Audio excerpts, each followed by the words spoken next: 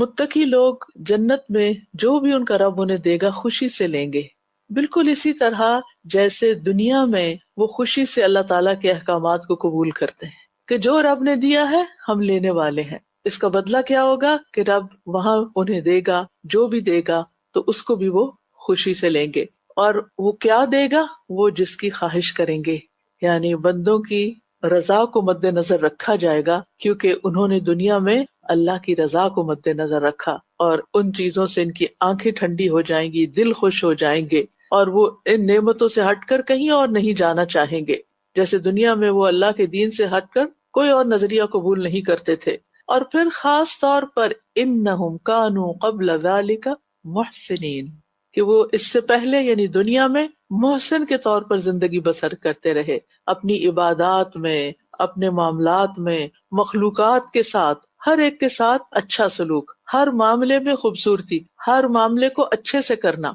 और ये उस वक्त ही हो सकता है जब इंसान के अंदर सब्र की क्वालिटी हो। वो रात को कम ही सोया करते थे, यानी मुत्तकी और मोहसिन लोग वो हैं जो सुकून और राहत के वक्त इबादत की मशक्कत को तरजीह देते हैं, यानी रात को क़याम की तकलीफ झेलते हैं। यानी नींद इंसान की बहुत बड़ी ख्वाहिश होती है और कमजोरी भी होती है, लेकिन वो अल्लाह की खातिर उसको भी कुर्बान कर लेते हैं। वो अपनी रातों को लहव लग़व और बेकार की चीजों में नहीं गुजारते। और वैसे भी इसमें एक बड़ी हकीकत है कि कुछ काम जो रात की तन्हाई और खामोशी में किए जाते हैं वो दिन में नहीं हो सकते, और यकसुई की इबादत भी रात को ही इंसान को नसीब होती है। और बास तहकीकात से ये बात पता चलती है कि रात गए तक जाग कर काम करने वाले अफराद ज्यादा तख्लीकी सोच का मुजाहरा करते हैं, लेकिन ये वो लोग नहीं होते जो सोच पे बैठे रहते हैं और रातों को जागते रहते हैं।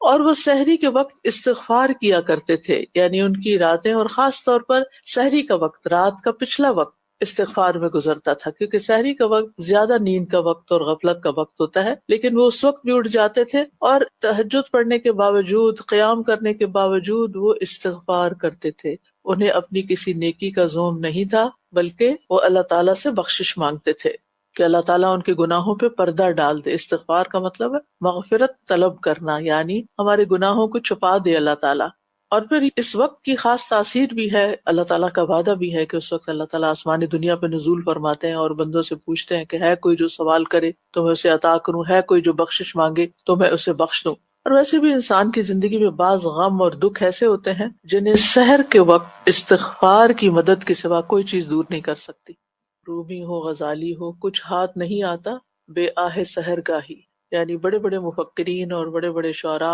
और बड़े बड़े काम करने वाले लोग जो हैं इस वक्त अल्लाह ताला के सामने आहें भरते हैं और फरियादें करते हैं और अल्लाह के आगे रोते हैं, क्योंकि इस्तिग़फार ऐसी चीज है जिससे बंद दरवाजे खुल जाते हैं। इमाम इब्न क़य्यिम कहते हैं 4 चीजें रिज़्क़ को खींच लाती हैं, उनमें से एक क़यामुल लैल, दूसरे सहरी के वक्त इस्तिग़फार करना और तीसरे सदका का ख्याल करते रहना, यानी हर वक्त ये सोचना कि अल्लाह के रास्ते में क्या दूं, और चौथा दिन के शुरू और आखिर में उसका जिक्र